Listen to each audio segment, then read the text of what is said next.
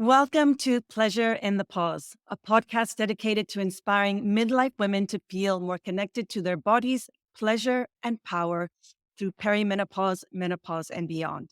I am your host, Gabriella Espinosa, and today we're exploring the art of creating rituals that invite pleasure, nurture your body, and bring beauty into your everyday life.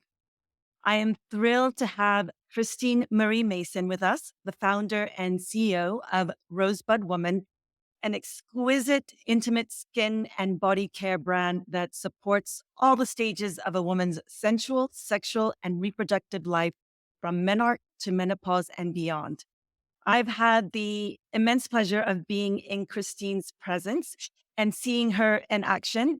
And I can attest to her radiant energy and generous spirit. She is truly a visionary in the world of personal wellness. And today, Christine will share insights that might just shift the way you begin your day, connect with your body, and have a deeper appreciation for this stage of your life. Welcome, Christine. It's wonderful to have you here with us. Thank you so much. I've also been really enjoying the things that you're offering in the world.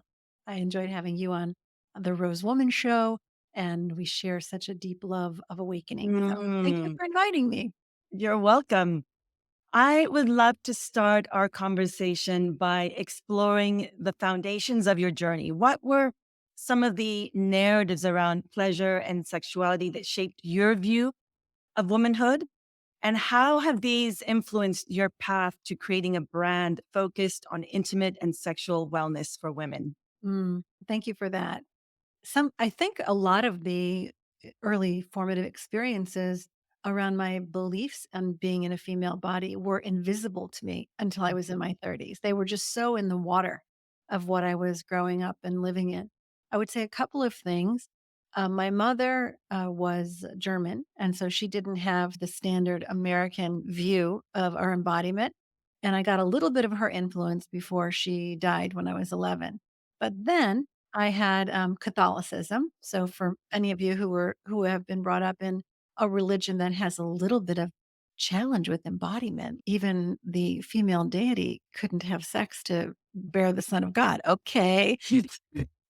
So there's all the shaming and the implication that the impulses of the body are bad that comes in a lot of the religious inheritance.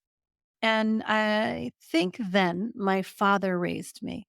And his general implication, although it wasn't said directly, was that the masculine was a much better way to be. That to be linear and to be logical and not to be that wild, crazy, sinewy, who knows what you're going to do, cyclical feminine was definitely preferred. And I took that to heart. And even though I had children young, I began a career that was heavily focused on technology and investment. And I just never felt quite in my skin. And somewhere around the time that my own daughter was 11, and I was the age my mother was when she was killed, I thought, I cannot go on. I've got to drop in and feel myself. And that's when I started practicing yoga and meditation, which eventually led to tantric sexuality studies and took me into a more contemporary understanding of the embodied divinity, where the light isn't something up there and out there that you're trying to get to, but it's descending and coming into you through the body, through your hand, through your heart. It's of like the ensouled world. It's everywhere. So I would say the journey to unlearning all of that early repression and shame, or even just lack of knowing Mhm. what it's about, it started in my mid 30s and went on for a good 10 or 15 years. Mhm. Thank you so much for sharing your story. You mentioned the word embodiment, and I'd love to get your take on that. It's a word that's very widely used in the wellness world, and Yeah. I think sometimes people feel not accessible to them. Ah, here's a little exercise that we can do at any given time, and it'll help you like touch into where is your energy body glued to your actual physical form. Okay. Mhm. So if you pay attention to like where is your attention, your energy, the heat in your body, even now, you might find that it's a little behind you or it's a little above you, like you're only living from the neck up. Or it might in front of your eyes, like out, you're looking and seeking but is it actually pulled in and into your core, into your heart, into your spinal cord? Can you feel your whole body? It's literally, can you feel at this moment your feet, your shins, your quads, your butt, your sex? Can you feel the edges of your body? Are you fully here? If you've had a lot of trauma or experiences of being in a chaotic environment, often being in full feeling of your body was overwhelming. It's too much to feel it. It's too sad. It's too scary. It's too painful. So to say, I fully come in, I bring all my attention and awareness here. And then I know when I'm in pain and I can tell when I'm hungry and I can feel how I want to move Mhm. is a practice of restoring what you came in as a baby. No babies like got their energy behind them. They're Mhm. completely right here. So there's a lot of practices as to Mhm. how to get there. There's practices like breath work is my favorite one, meditation, but like a guided visualized body meditation, yoga, of course, dancing, and of course, all the work that you do in conscious sexuality. But I'd love so like to add the art of ritual, which we'll talk about in a little bit about incorporating that as a practice to reconnect to your body. Because one of the things I hear Right. most from women at this life stage is I just don't feel like myself anymore. It's Mm, that sense of disconnect. And so mm. what I'm hearing from you is that embodiment is that sense of reconnecting with ourselves, really being able to feel the all the parts of ourselves. And if those feel a bit disconnected, if we don't really feel them in the moment, really turning to these beautiful practices that you advocate to move into a greater sense of embodiment.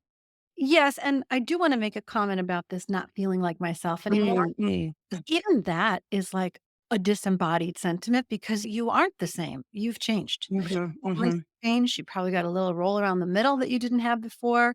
Your fatigue and your sleeping patterns might be different. So instead of like, this is yourself, actually, you are yourself at every given moment. You are in this now moment. There's not a mhm, reference to how you used to be in the past. Right here. What is it like? And then, of course, you can say, I desire it to be different, but without a mhm, reference to the past. It's a way of pulling yourself out of, wow, this is midlife. This is how it feels. Oh, mhm. with all of its joys and all of its challenges. But I do think that there is this piece in this not myself anymore, which idealizes the past. Like, you have a sense of, "Oh, I there was some point when I always had high energy and my muscle tone was greater and I have more alertness." But do you remember actually what you were like in the middle of those, like, intense period cycles and bloating, and it wasn't always great, was it? I would not want to Okay. go back to my No, 20s. no, thank you, thank you. So don't idealize the past, be right here, it is you. And I think a lot of what Bud Woman is about is coming into that remembrance of our true selves. Talk to us about that philosophy. I feel like Rosebud Woman is a lifestyle for remembering who we truly are at a core level. Oh my god, I love that you get it. Okay, yeah, so my core philosophy is there was a beautiful essence, a beautiful seed named Gabriella, and she came into her little infant body and she knew exactly how to grow into the adult woman I see in front of me. And Mhm. there are no mistakes. Like, Mm. she grew perfectly to be her full self. And that the more that you touch into the essence and the dharmic or the core purpose or like what brought you joy when you were small, the more you can keep that uncovered and uncoded, the happier and more liberated you are in the world. And also, if you're in touch with that beauty and essential truth of yourself, then it's very hard to be mean to yourself. It's very hard to mistreat yourself. And you see it in others. And so it's very hard to mistreat others. Mhm. Walk in the world with I named the book Reverence for that reason. It's like with a sort of an inner bow to the amazement and wonder and beauty and light of this like magical creation. You could never dream it up. Every time I turn around, I was walking this morning with my daughter and lilacs are blooming and forsythia are Mm. arching out. And huh, you can't invent this stuff. And so to find that same miracle wonder in your whole body, particularly the parts that are blacked out or said that they don't belong. Anything that you're rejecting in yourself, including your sex, your intimate areas, it belongs. And so we restore it and we bring honor to it. And that's been the overall philosophy. I think I got a little politically radicalized in the process of Mhm. building this company. Because the every time I turned around, like, I tried to put an ad up for my products, and they would kick it off the thing, and because they couldn't tell the difference between a woman's beautiful sacred embodiment and her vaginal care and her health and her womb and her breasts and her nipples to feed a child and porn. They could not tell the difference. And so I learned a lot over the last 8 years of how much of this disapproval is embedded in the culture. How much dirt, dirtiness, filth, whoredom, all of these things are embedded in the culture. And it really does take a little bit of love and intentional care to extract it. Yeah. Mm. And I definitely think your brand and your products definitely try to shift that narrative from the quality of the ingredients that you use to the packaging to just the whole intention behind every product that you have. Walk us through just a few of those products that you have and what is the intention behind the flagship Sure. products.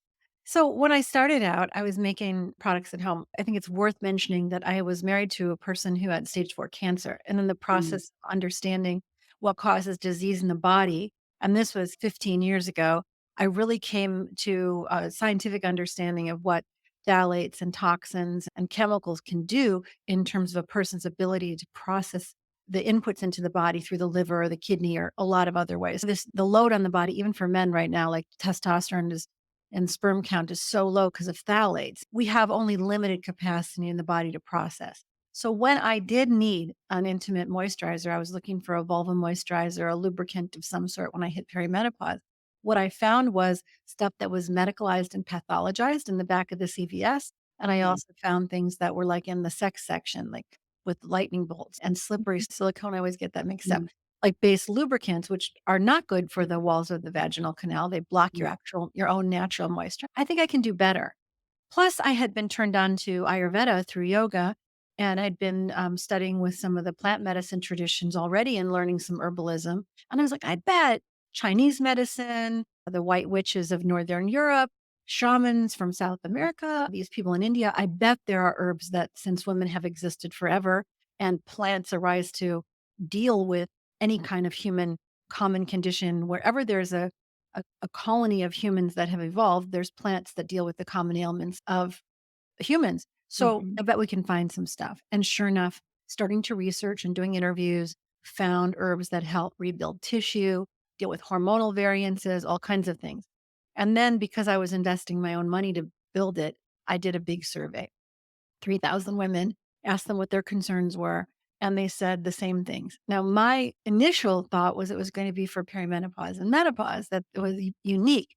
But what I learned is that those same conditions exist across mm, the cycle of a woman's life. So, moisture is a concern for women in their 20s, also, like 25% of them have dry vaginal walls, dry vulva. Some of that medically induced from taking statins or antidepressants or a lot of common drugs deal with concern have a dehydrating effect there. So I made the first 4 products in response to that survey. And the first one was Honor Balm, which is a really beautiful vulva moisturizer, which can also be used as a lube and internally it's completely safe, edible level ingredients. mm, There's also other reasons for it being edible, obviously. And then I made an arousal serum. A lot of women said that they couldn't feel down there, that whether it was from childbirth or trauma, they weren't having enough sensation. They weren't able to get aroused. So I have a farm in Hawaii, and a local tradition, the Polynesian tradition, is to use a plant called Spilanthes acmella, which is buzz button combined mhm, with some kind of peppery plants, mix that in with oils and use that. And so we made our own formula for a first arousal serum ever. There have been a lot of copycat since then. People didn't know what I was talking about. When I said I made an arousal serum, you mean a lube? No, a serum that actually creates heat and brings blood flow to your intimate areas just for you. So 15 mm, minutes before you want to, play, you put some of that on. I made a beautiful soothing cream, which has calendula, arnica, aloe, all kinds of beautiful herbs in it to reduce redness, itching, irritation, to calm down the tissues, and then a body oil I made later. We did a few other things. But it's evolved, like, as I've dropped more and more into the lifestyle, as you mentioned, of what is a reverent lifestyle? What is a self-care lifestyle? So much of that was about the nervous system coming into mhm, equanimity. And ritual will do that. So then I added soaps and body scrubbers and gua sha for the body and a beautiful line of candles, anything that would create a moment in the day where you would just inhale and pause. Mm. So that's been evolving. The original product, excuse me, the original products are still there. The formulations are mostly the same. I had a tweak on our refreshers because I didn't like the way the hydrogen peroxide was blending. It made it smell a little old. So we changed that. But otherwise, the original formulas are intact, still as holistically and beautifully made as when we first set out and packaged so that you can put them on your nightstand and feel like you've got perfume. They're beautiful objects. That's a little bit of the story. And the books came with it. So I wrote the first book, The Invitation to Intimate Self Care, with a lot of education and diagrams when we launched. And then a body love journal to start reclaiming and reprogramming any shame that's left in the body, or trying to unwind those stories that exist. So there's a whole journal and 9-week course around that. Then we wrote the 9 gifts, which is the first aid that's available in the body to breath, dancing, all the kinds of stuff we were mentioning earlier. That's here. Open this up if you're not feeling great. Before you reach for a substance, open it up and find an intervention to create more play and spaciousness in the body, and then the reverence book. And I've got a couple more coming, but yeah, so it became content. And I do a weekly newsletter and I do a weekly podcast now, which so many people have been on, including you and your people Mhm. of wisdom. So things like that. Yeah, no, and your website is so full of incredible education, Yep. information. You are so generous with what you share on there. And I am a Rosie. I love that you address any email subscriber as a Rosie. So I'm a Rosie subscriber and I get your emails weekly. And I really just love just taking that moment and just receiving your wisdom. Let's focus on Okay. reference, your book on creating ritual in modern life, which I have here. It's a beautiful hardback filled with evocative images, inspiring quotes and words that really call us into a particular worldview and lifestyle. What does the word reverence mean to you? Talk to us about that and how adopting this way of living enhances and brings pleasure into our lives. If you take a moment right now and you just take a little inhale, if you're listening, and then open your eyes and look at something like around you and just go, wow, how is that made? Mhm. Where did that come from? How many people's hands had to touch that? Or you inhale and you feel the breath going into the body and you go, oh my gosh, everything is conspiring to nurture and support me. The breath is coming in and it's going through my whole body and oxygenating me. And then it's cleaning out little things. And on the exhale, I'm giving it all away. And I could never live without this harmonious interaction between myself and the outside world. So there's a little flavor in reverence of wonder and the willingness to be humble. Like you don't know how it's all constructed and how it's all made. My friend Shamdas said once, it's better to love it than to figure it out. And so there's a quality of this like surrendered love in it and the willingness to be in this moment, which when you add ritual, it gives you the spaciousness to slow down, to really notice and to really feel. There's a little subtle difference between ceremony and ritual. Ceremony is often constructed with others and it has a container that's really define like an opening and a definitive close, and often has, and there's some of those in the book. There's full moon ceremonies and ceremonies of blessing way for women who are having children. And there's croning ceremonies in the book for like when you firmly decided you're now an elder. But the quality of living in a reverent ritual is a daily micro act that might even be just for yourself. Mm. So I pretty much have a candle burning all the time. I pretty much have fresh flowers going all the time.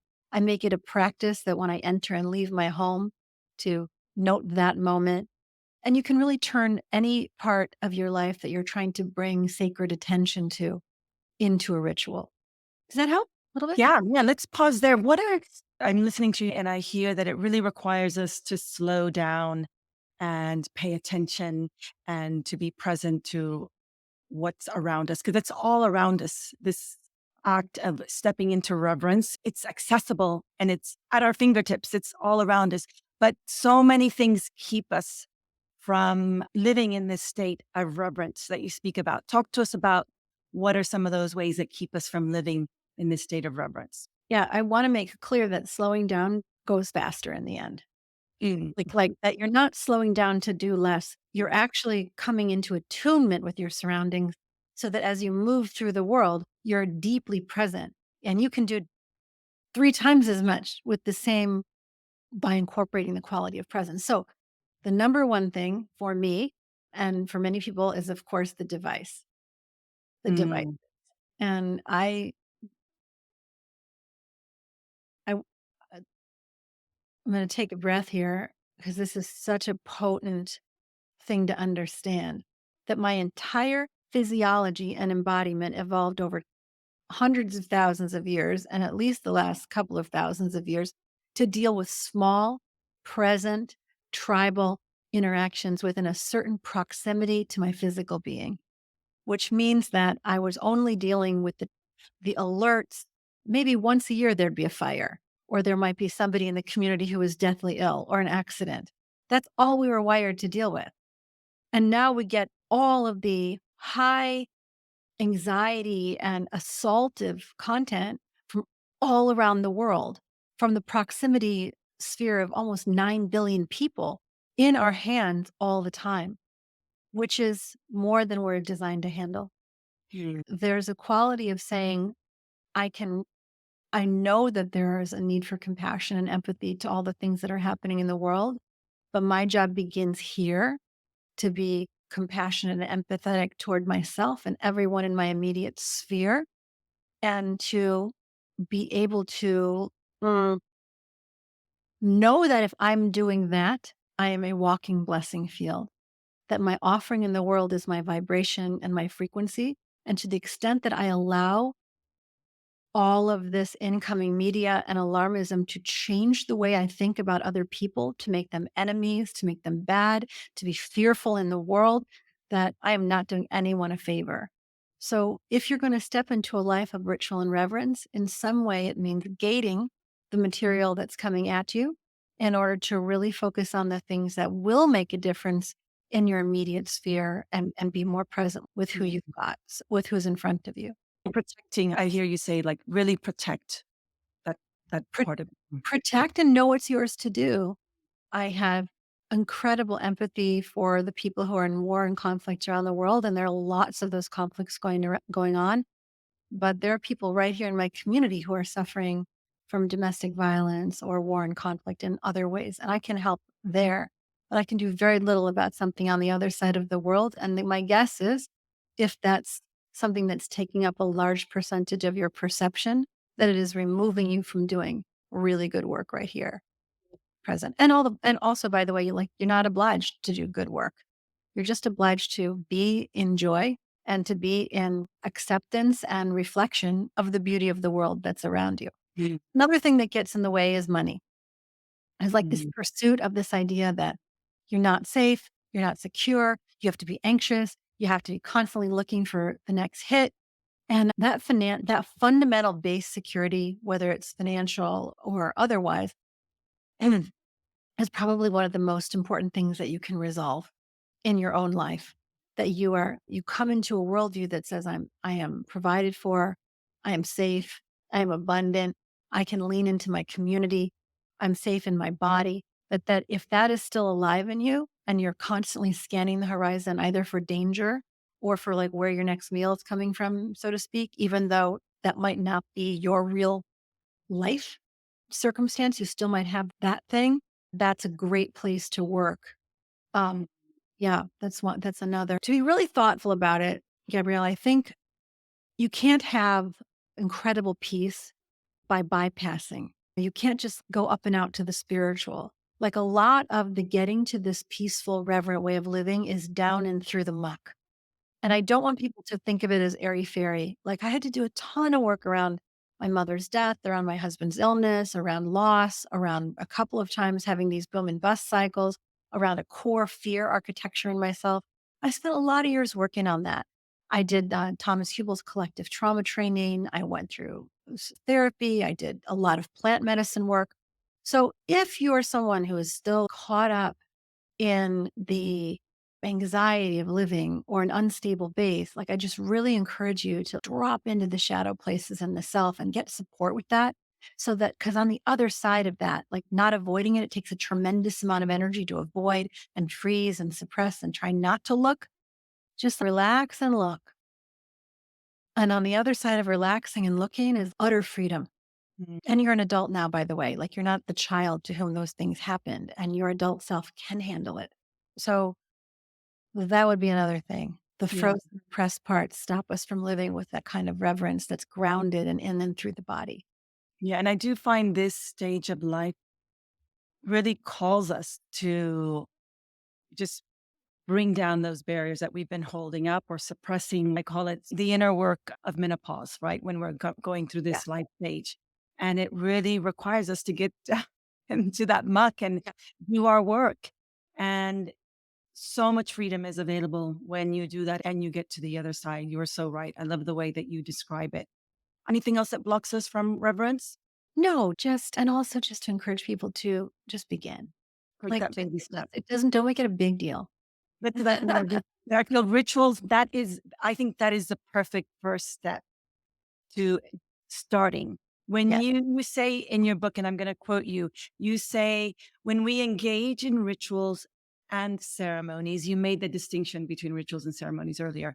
We are deliberately slowing time, making meaning, making space to connect, create, and feel. We fall in love. We are enchanted. Tell us more about what you mean by this and why do you feel rituals are so important? All right. I would like to say that there are certain points in the day that it's really easy to begin rituals. And if you're just adding them into your life, the first one is on waking. Do you like shake awake and reach for your phone and then go groggily to get a cup of coffee? If that's you, I'd like to invite you into a whole nother way of waking. Like you wake up and you first lay there, you take a moment and you like put your hand on your heart and you like, oh my God, I'm awake. And you bless your beautiful body. And when you, and you get up and you light a candle and you say a prayer, what's your intention for the day? Maybe you sit in meditation. Maybe it's 5 minutes. Maybe it's 20.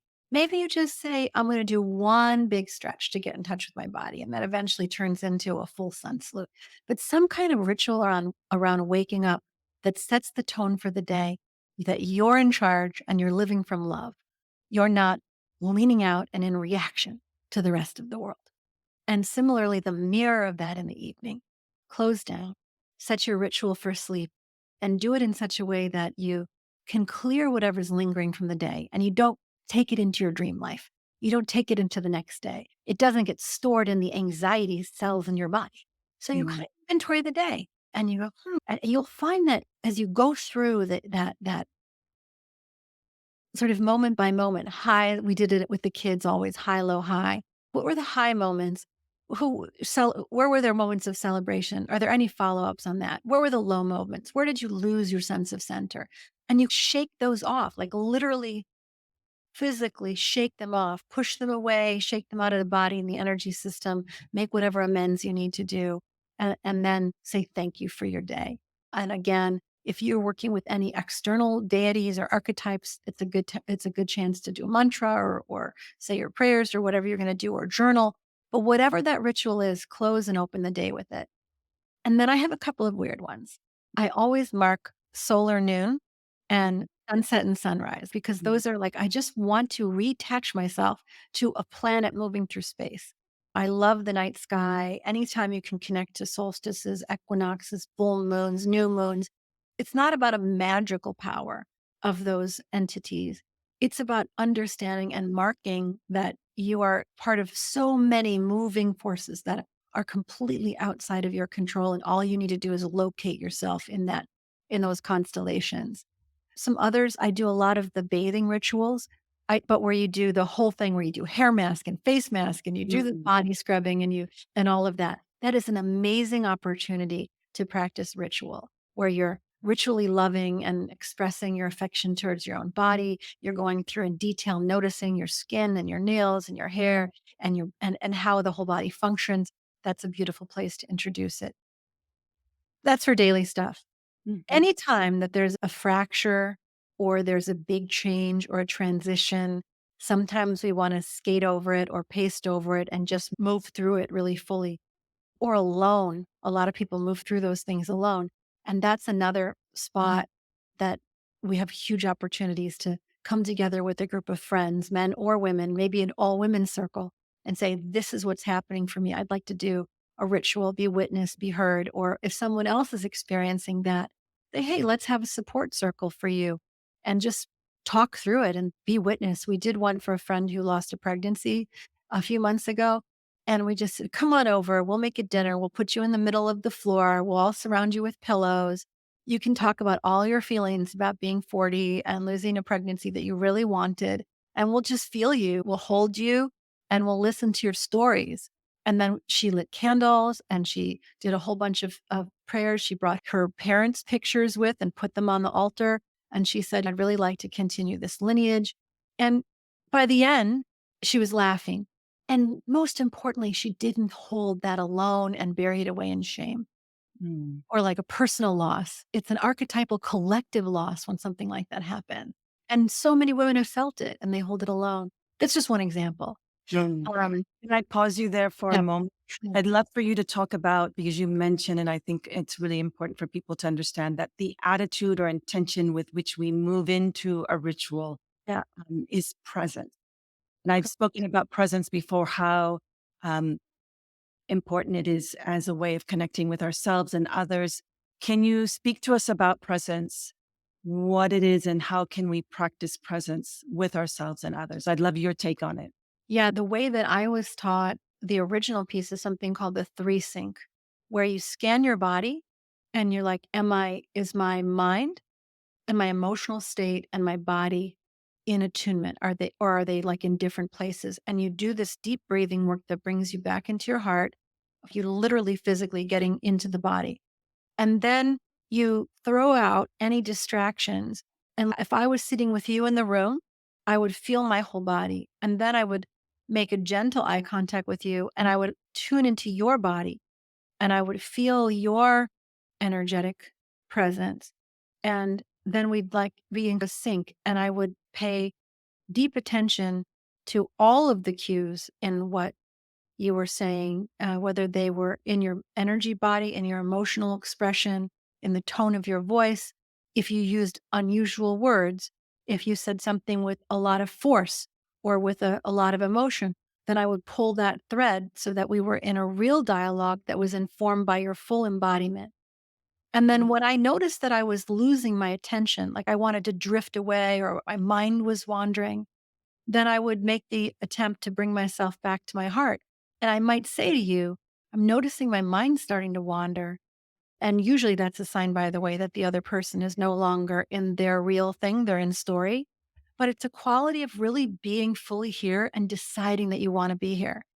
And I find it much more helpful if I'm in a place where I can't be present to tell the other person and just say, you know what, I'm really having a hard time being present. I've got something really urgent to do.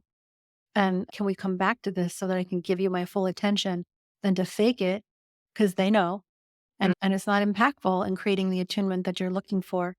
I think it's that. That's Uh, so helpful. Thank you so much for that. yeah, there's one other piece on that, and it's work related. I'm running this company with Samantha, my daughter, and I'm doing another company and I have the farm. So there's a lot going on. But sometimes in my old life, I would attend meetings and pretend to be attending because I felt obligated. And then I was like putzing around in the background, and it's so useless. So if you're going to places as a performance, just stop it. Just stop it. Honor yourself and everyone else by only showing up when you can be present, if possible. Mm, I love that. Thank you so much. We talked about this earlier, and you've reframed it a bit about this feeling of disconnect that women feel when they come to midlife, and just surrendering into this acceptance of this is the way things are right now. And so often there's so much coming at us, right? So much is changing in midlife. And that sense of disconnect is very real. Yeah. What I know your book covers all life stages, but what is one simple personal daily ritual for reconnecting with ourselves, reconnecting with our bodies when we are feeling this way. I love the blessing field meditation. Mhm. It's a quick 5-minute visualization of all the people who've ever looked on you with love, and every Mhm. time you've looked on someone else with love. It nests you in such a bigger story than your body in this moment Mhm. that you are like a conduit for the love. Mhm. And I really like that. I also like just getting up and moving. Get up, put on a song, dance around, do infinity loops with your hips, jump up and down. Really shaking practice. That is Mhm. such a oh, so good. It's such a great practice. And I will say there's a difference between noticing and being with what is and accepting it as the thing you want. So, I do a lot of biohacking. I'm 58. I have 6 kids, grandchildren. And I do a lot of biohacking. I do the peptide injections. I do a lot of stuff that to optimize my physical experience. I'm not trying to say just and I talk about this in the book, like midlife now is very different than midlife when you were my grandmother. Mhm. I don't know about you, but my grandmother wasn't climbing mountains and doing tantric sex. Not that I know of, not that I know of. So I really feel that between what we know about our biology and a lot of whether it's IVs or it's peptides or other things like that, that we really can be in full potency physically Mhm. while accepting the fact that our sort of estrogen hormonal cycles are changing. That doesn't mean that we can't be fully vital and alive. On the daily, there are these quiet interventions. And then there's also supplements and the way you eat and the way you move that really, and one other thing, the way you speak what's on your mind. It's Exactly. also incredibly a great daily ritual. Mhm. Is what I'm saying true? Do I really want that? That's another beautiful small practice. Take deep breath and say what you mean. Beautiful. Thank you so much. You also include in the book rituals for partners. Yes. And why is this so important for creating intimacy? And can you share a few ways we can bring our partners into ritual with us? Yeah. Or them, if you're a partner and you're listening, somebody needs to initiate a deeper, longer, connective experience, even for whether you've got a male partner or a female partner. Like, when was the last time you just laid them out on the bed and just gave them an oil rub and then took a bath and talked and tickled their back and all the things that aren't sexually transactional? And then, like, just that process of feeling in and noticing how's their body changing? Do they still like the same things or are you in a rote pattern? And just the process of attention is so much opens up in that. And then that's where great sex comes from too. Mm. That level of attunement, presence, intimacy, the slow roll in the beginning, allowing enough time, putting aside time when you're both not exhausted from your busy lives. That's what a lot of women talk about. Sandwich women, late perimenopause, menopause, working, parents, teenage children. It's a very complex time of life for a lot of people. And just saying this intimacy is important. And I'm going to take a couple of hours and we're just going to explore each other and not have any obligation seems to be one of the best overall medicines for your well-being as well as for your relationship. Yeah, I absolutely agree. And it's really prioritizing that and making time for that. And I love the rituals that you include in your book for coming into presence with our partners. They're really very beautiful. And I know for me, they have been made such a huge difference. I know you conducted another little survey where you surveyed women in perimenopause and menopause, and Yeah. a great percentage of them said they still want to enjoy that deep level of intimacy and sexual pleasure. And I feel it does. You can. This is a wonderful time to define what that means for you. And if it means just sitting in this beautiful ritual space for hours on end, then let it be that. But you it's a beautiful time to just broaden the definition of what that means to us, isn't it? Yeah. In the book, there's a ritual that I did not write that my friend Lily wrote. And it's got things like pussy whispering, where you breathe into the vaginal canal. She's got some pretty good deep rituals about how to anoint and love each other in that way. But this larger point about You can do whatever you want. There's a pop song right now. Do what you want, say what you want to say. Okay, I got it.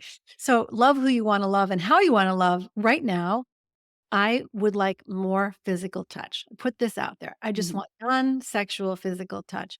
And I found some cuddle buddies, people who just want to hang out and drape over each other while reading books. And that's okay too. You can ask for that.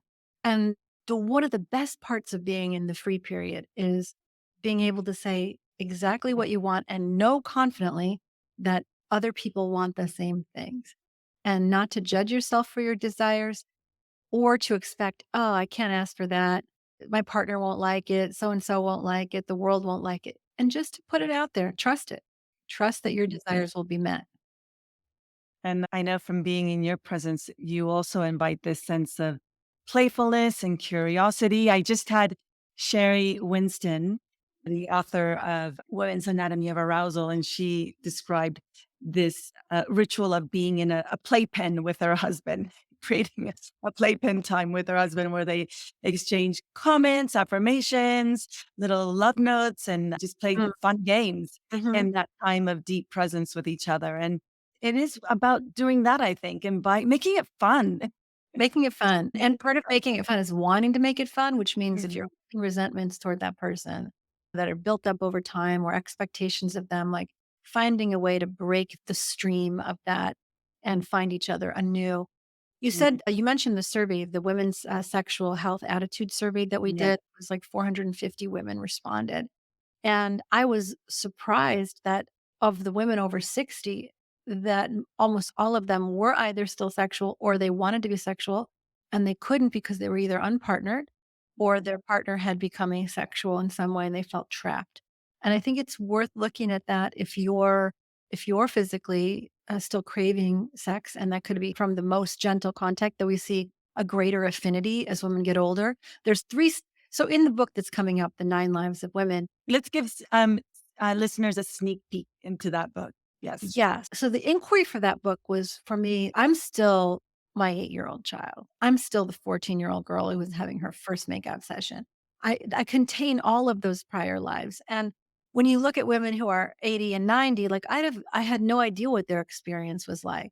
I knew that I was shocked when I hit perimenopause and menopause that I still wanted to have sex all the time. And Mm. that my life was getting more exciting and more open and more free. So it begged the question for me of this continuity. Why didn't I know? And I don't think it's only because I didn't have an active mother. Why didn't I know? And what don't I know about the years that are coming up? And can we improve that stream of communication? So I started writing about from birth to 100, the sort of dividing it up into the cycles of women's life. And I found very natural biological and cultural markers like from birth to first period or menarche is like the whole job is to become stable in yourself, to know who you are, to have good attitude and feeling toward your body, to have preferences, to be able to express your preferences so that when you do become sexual, you're not vulnerable to other people's manipulation and you know what you like. And then from menarche to first intercourse is a whole nother set of concerns, like getting in. I don't need to go into all the details now. From menarche from first sex to reproductive intent, a lot of your concerns might be focused on how not to get pregnant, or how to have more pleasure and stay safe, or something like that. But even in that window of time, the options available to young women are so different than the options that were available to me because it's 30 years ago, 40 years ago. And then you go the other direction, like the options that are available to me to maintain and do my biohacking are totally different than what they were to my elders. And so I go further so that the first three are foundational, Mhm. um, like the three that I mentioned. Then there's the ones that are in midlife, which kind of goes from what I would call reproductive intent to perimenopause. But that reproductive intent may be a yes or a no. It's just this time of life when you're concerned about whether or not you're having children. And then from perimenopause to menopause is another, and then active menopause. So that you have those three solid stages, and they have different names for me. Like I call menopause the metamorphosis, not Mm. the active menopause period, and perimenopause the segue, because you're definitely moving from one stage into another. And then I was disappointed that the period after menopause was just called postmenopause and it went for 50 years. And it's like, there's got to be some more distinctions because everything in nature follows a wave form. So, what's the waveform in the latter half of a woman's life? And sure enough, there are biological markers that are around 67, around the late 70s or early 80s, and then past that. And in those marker points, there's neurological changes and there's needs, and the needs change. So our survey reflected that and also fed into some of that information. So in order to do that part of the book, I did a lot of consultation with geriatric physicians, with sexologists, and a lot of first person interviews with women who were in their 60s, 70s, and 80s about what that was like. My best interview is a woman who's 87 who has a 62-year-old boyfriend, and Oh, she's wow. live dancing, making art, full of that. But in general, the intent went from being from intercourse to more touch. Mm, People got older, and that just the need for proximity, for sensuality, for playfulness, all the stuff that you just mentioned, that's mm. something you could get really good at and carry all the way through the end of your life versus some of the other sexuality techniques that don't have that sort of longevity.